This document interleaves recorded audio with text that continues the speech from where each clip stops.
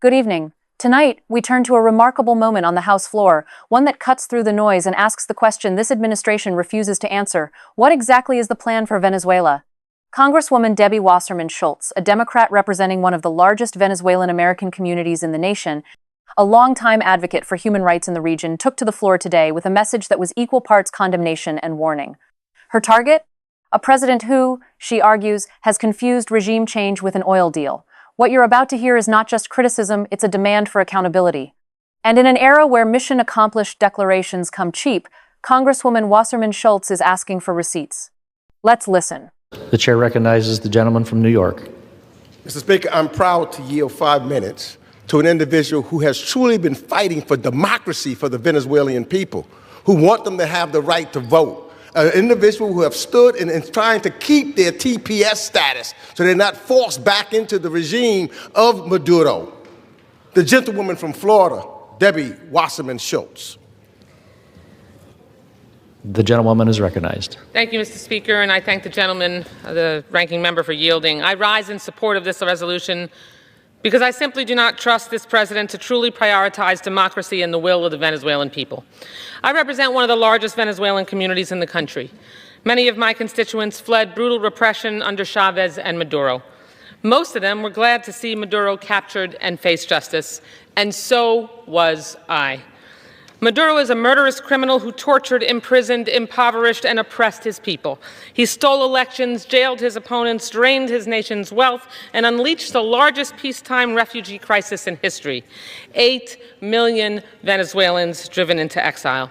I was glad to see Maduro held accountable, and this resolution, as my colleague who just spoke, Mr. Diaz-Balart, would clearly know, would not preclude operations like the one that arrested him, especially if the administration finally does what they should have already done: come up with a day-after plan for democracy, present a coherent strategy to Congress, and make a case to the American people.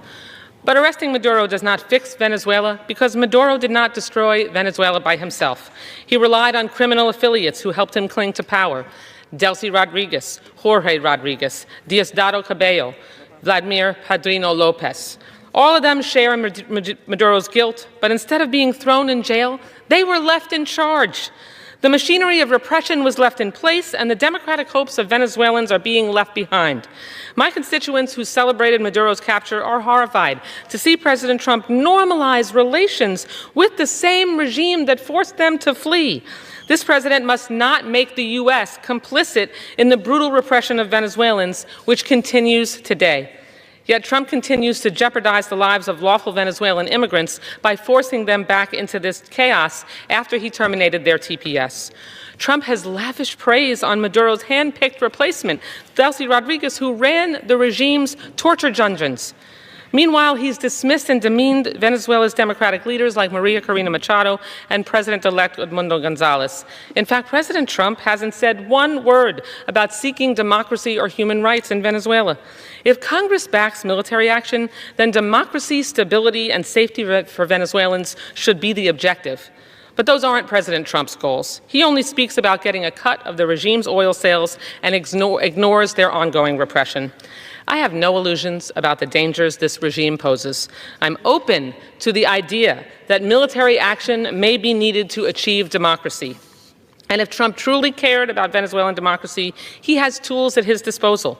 He has broad authority to defend our national security interests. He could employ covert action, enforce vigorous sanctions, support civil society groups on democracy's front lines, and take action, as he does, against cartels and narco-terrorists. And he could use his, quote, tremendous leverage to push for elections and human rights, because this resolution doesn't block any of that. Instead, Trump is just seeking profits for the same big oil companies who've propped up Maduro for years. He moved on his own with no plan for democracy, and he swapped out one dictator for another and declared mission accomplished. My vote today isn't about the means that this president used to capture Maduro. Presidents should use the power they have to be tough on dictators who abuse their own people. But given his utter disdain for democracy and his callous disregard for the chaos and violence to which law-abiding Venezuelans are being deported, I simply cannot give this president a blank check to put troops on the ground. For all we know, Trump plans to deploy troops to protect the regime's oil facilities, not to liberate Venezuelans. I've known Maria Corina Machado for years, but this week I was finally able to meet her in person for the first time. She's remarkable, inspiring, and I have total faith in her selfless dedication to bring Venezuela out of darkness. More importantly, Venezuelans have faith in her. When we spoke, she discussed the essential momentum the democracy movement needs and the danger of allowing this lingering dictatorship to reinforce its grip on power. She told us conditions on the ground are dire, that we cannot allow the regime and the military militias to strengthen their hold on power. Maria Corina has a vision to resurrect Venezuela, and there is a U.S. role to see it through. That's why it's so disturbing that her White House meeting ended with no firm commitments, no timeline for elections, and no guarantees from President Trump. Instead of opening a pathway to democracy, this president is focused on opening offshore accounts to hoard Venezuelan oil money. So I support this resolution because of my faith in Maria Corina Machado, not in spite of it. It is rooted in my ongoing commitment to standing resolutely with Venezuelans to demand an end to this illegal regime. It is aligned with my belief that a transition to democracy led by Maria Corina Machado and Edmundo Gonzalez must take place. I hope I'm wrong about the president's motivations. Can I have an additional 30 seconds? I hope I'm wrong about the president's motivations, and he brings Congress a real strategy to transition Venezuela to democracy. I hope he was moved by Maria Corina Machado's vision and not just her Nobel Prize. But I'm a show me person, not a tell me person. And so far, President Trump has shown that he's more concerned with seizing Venezuela's oil than freeing Venezuelans from dictatorship. Hasta al final. Thank you, and I yield back the balance of my time. What you just witnessed was not merely a floor speech. It was an indictment, measured, methodical, and deeply personal. Congresswoman Wasserman Schultz represents Florida's 25th district, home to one of the largest Venezuelan diaspora communities in the United States. These are not abstract policy debates for her constituents. And let's be clear about what she's arguing. The Congresswoman is not defending Nicolás Maduro. She welcomed his capture. She acknowledged that military action may ultimately be necessary. Her objection is far more surgical than that. She's asking a question that this White House has refused to answer: what comes next? Where is the day-after plan? Where is the coherent strategy for democratic transition? Because here's the uncomfortable truth that Congresswoman Wasserman Schultz laid bare tonight. Maduro is gone, but Maduroism is not. And who has been sidelined in this process? Maria Corina Machado, the woman Venezuelans actually voted for, the leader of the Democratic opposition.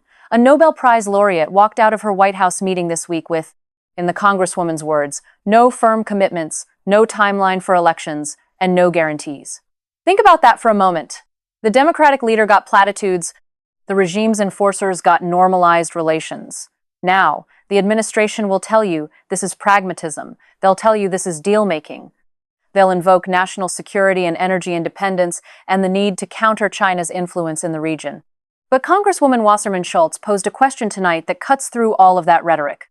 If this is about Venezuelan freedom, why has President Trump not uttered a single word about democracy or human rights in Venezuela? Why does every public statement circle back to oil to, as she put it, getting a cut of the regime's sales? There's a term for what she's describing. It's called extractive diplomacy. You don't liberate a nation, you liquidate its assets. You don't build democratic institutions, you build offshore accounts. And perhaps most damningly, she reminded us of what's happening to Venezuelans right here on American soil. This administration terminated temporary protected status for Venezuelan refugees, people who came here legally, who followed the rules, who fled the very regime we now claim to oppose and is forcing them back into the chaos. She's being prudent. She's asking whether American soldiers might be deployed not to liberate Venezuelans, but to guard oil facilities for the benefit of the same corporations that propped up Maduro for decades. I'm a show-me person, not a tell-me person, she said. That's not just a line, that's a standard. And by that standard, this administration has shown us exactly where its priorities lie. Congresswoman Wasserman Schultz closed her remarks with two words in Spanish: hasta la libertad, until freedom. It's a phrase that Venezuelan activists have used for years. It's a promise that the struggle continues until the job is done. Tonight, she turned that phrase into a challenge.